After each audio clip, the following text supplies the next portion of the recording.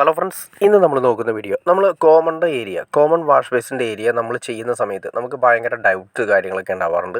നമുക്ക് എന്തൊക്കെ മെറ്റീരിയൽ ഉപയോഗിച്ചിട്ടാണ് ചെയ്യേണ്ടത്? ഗ്രാനൈറ്റിൽ ചെയ്യണോ, അല്ലെങ്കിൽ മൾട്ടിവുഡിൽ ചെയ്യണോ, അതല്ലെങ്കിൽ നമ്മുടെ പ്ലൈവുഡിൻ്റെ സിസ്റ്റത്തിൽ ചെയ്യണോ? അതുപോലെ തന്നെ പിന്നെ സൈഡുകളിൽ നമുക്ക് ഏതൊക്കെ ടൈലുകളാണ് ഒട്ടിക്കേണ്ടത്? ടൈല് ഫുള്ളായിട്ട് ഒട്ടിക്കണോ, അല്ലെങ്കിൽ ഹാഫായിട്ട് ഒട്ടിച്ചാൽ മതിയോ? ആ കണ്ണാടിയുടെ ഏരിയയിൽ മാത്രം ഒട്ടിച്ചാൽ മതിയോ? എന്നുള്ള ഫുൾ ഡീറ്റെയിൽ, എന്തൊക്കെ ഡൗട്ടുകൾക്കുള്ള ഫുൾ ഡീറ്റെയിലാണ് നമ്മൾ ഇന്നത്തെ വീഡിയോയിൽ നോക്കാൻ പോകുന്നത്.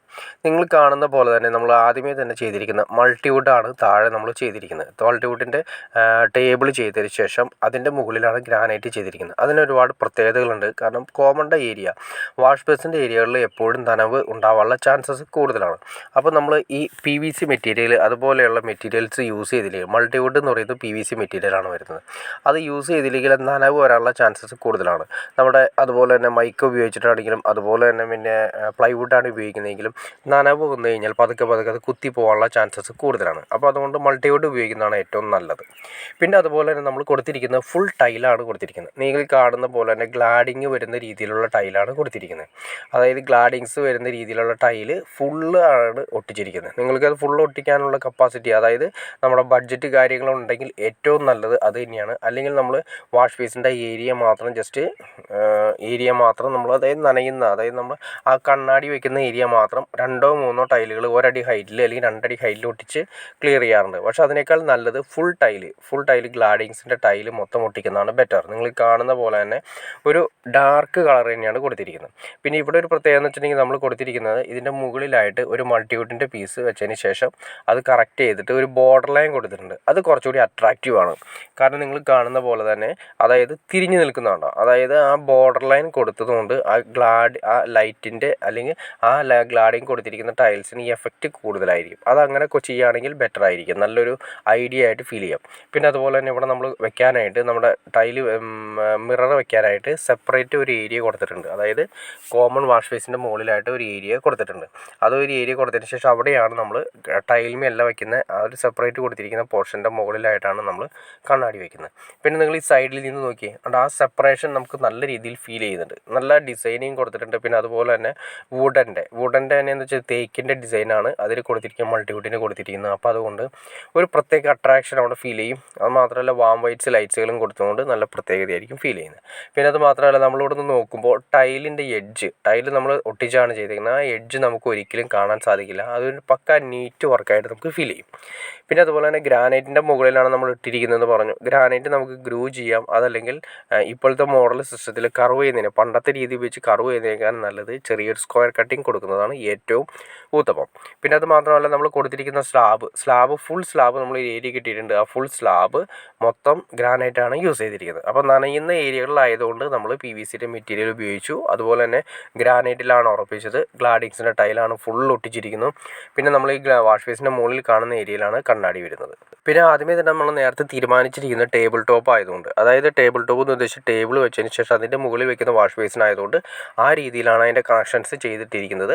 പിന്നെ ശ്രദ്ധിക്കേണ്ട കാര്യം വെച്ചിട്ടുണ്ടെങ്കിൽ, നമ്മൾ ഇതുപോലെയുള്ള വർക്ക് ചെയ്യുന്ന സമയത്ത് ടേബിൾ ടോപ്പ് ആണെങ്കിലും കോമൺ ഏരിയകളിലെ വാഷ് ബേസിനാണെങ്കിലും നമ്മൾ തൊട്ടടുത്ത ബാത്റൂം ഉണ്ടെങ്കിൽ ആ ബാത്റൂമിൽ നിന്നും പൈപ്പ് ലൈനും വേസ്റ്റ് ലൈനും സെപ്പറേറ്റ് തുളച്ച് ഉള്ളിലൂടെ, അതായത് ബാത്റൂമിൽ നിന്ന് അകത്തേക്ക് പുറത്തേക്ക് തുളയ്ക്കുന്നത്, അതായത് ബാത്റൂമിൽ നിന്ന് പുറത്തേക്ക് തുളയ്ക്കുന്നതാണ് ഏറ്റവും ഉത്തമം. കാരണം എന്തുകൊണ്ടാണെന്ന് വെച്ചിട്ടുണ്ടെങ്കിൽ, നമ്മുടെ ഈ വർക്കുകളൊക്കെ വരുന്ന സമയത്ത് നിങ്ങൾ കണ്ടോ, ഈ മൾട്ടിവുഡിൻ്റെ പീസുകളാണെങ്കിലും മൾട്ടിവുഡിൻ്റെ ടേബിളുകളാണെങ്കിലും നമ്മൾ ഭിത്തിയും ഉറപ്പിക്കുന്ന സമയത്ത് ഡ്രില്ല് ചെയ്ത് കയറാനുള്ള ചാൻസസ് കൂടുതലാണ്. നമ്മളിത് പുറത്തുകൂടി വെട്ടിയാണ് കൊണ്ടുവന്നിരിക്കുന്നതെങ്കിൽ ഡ്രില്ല് ചെയ്യാനുള്ള ചാൻസസ് കൂടുതലാണ്.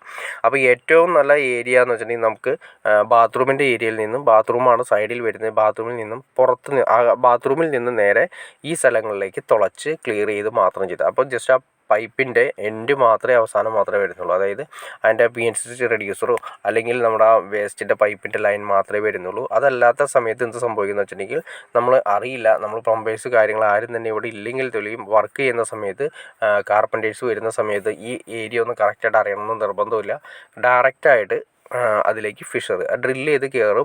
പിന്നെ അത് വലിയ പ്രശ്നവും, കാരണം വെള്ളം കാര്യങ്ങൾ വന്നതിന് ശേഷമായിരിക്കും അത് പൊട്ടിച്ച് ക്ലിയർ ചെയ്ത് ഒരുപാട് പ്രശ്നങ്ങളിലേക്ക് വഴിതെളിക്കും.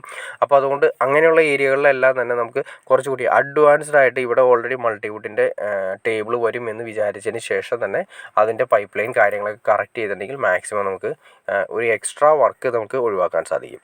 ഇതുപോലെ തന്നെ വീടുകളിൽ വരുന്ന എക്സ്ട്രാ വർക്കുകളും, അതായത് ഇങ്ങനെ ജസ്റ്റ് ചെറിയ അശ്രദ്ധ കൊണ്ട് വരുന്ന എക്സ്ട്രാ വർക്കുകളെ കുറിച്ചും ഡീറ്റെയിൽ ആയിട്ട് നിങ്ങൾക്ക് അറിയണമെന്ന് താല്പര്യമുണ്ടെങ്കിൽ നിങ്ങൾ തീർച്ചയായിട്ടും കമൻറ്റ് ചെയ്തിട്ടുണ്ടെങ്കിൽ അതിനെക്കുറിച്ച് നമുക്ക് ഡീറ്റെയിൽ വീഡിയോ ചെയ്യാൻ സാധിക്കുന്നതായിരിക്കും. കാരണം എന്തുകൊണ്ടാണെന്ന് വെച്ചിട്ടുണ്ടെങ്കിൽ നമ്മളൊരു പുതിയ വീട് ചെയ്യുന്ന സമയത്ത് വരുമ്പോൾ അതിലൊരുപാട് എക്സ്ട്രാ വർക്കുകൾ വരാനുള്ള ചാൻസസ് കൂടുതലാണ്. അതായത് നമ്മൾ ചെയ്തു വരുന്ന സമയത്ത് നമുക്ക് വരുന്ന പാകപ്പിഴകൾ കൊണ്ട് ഒരുപാട് വർക്ക് വരാനുള്ള ചാൻസസ് കൂടുതലാണ്. അപ്പോൾ നമ്മൾ അത് മാക്സിമം ഒഴിവാക്കിക്കൊണ്ട് എങ്ങനെ അത് കെയർ ചെയ്തിട്ടുണ്ടെങ്കിൽ നമുക്ക് നല്ല രീതിയിൽ ലാഭകരമായിട്ട്, അതുപോലെ തന്നെ എക്സ്ട്രാ വർക്ക് വരാത്ത രീതിയിൽ, പിന്നീട് ഒരു വെട്ടിപ്പൊളി ആവശ്യമില്ലാത്ത രീതിയിൽ കറക്റ്റ് ചെയ്ത് മെഷർ ചെയ്ത് കാര്യങ്ങൾ ചെയ്യുന്നതിന് എങ്ങനെ ചെയ്യാമെന്ന് ഡീറ്റെയിൽ ആയിട്ട് നിങ്ങൾക്ക് വേണമെങ്കിൽ അറിയണമെന്ന് താല്പര്യമുണ്ടെങ്കിൽ നിങ്ങൾ കമൻറ്റ് ചെയ്തിട്ടുണ്ട്. നിങ്ങൾ കമൻറ്റ് ചെയ്യുന്നതിനനുസരിച്ചിട്ടായിരിക്കും നമ്മൾ ഇതുപോലുള്ള വീഡിയോസ് വരുന്നത്.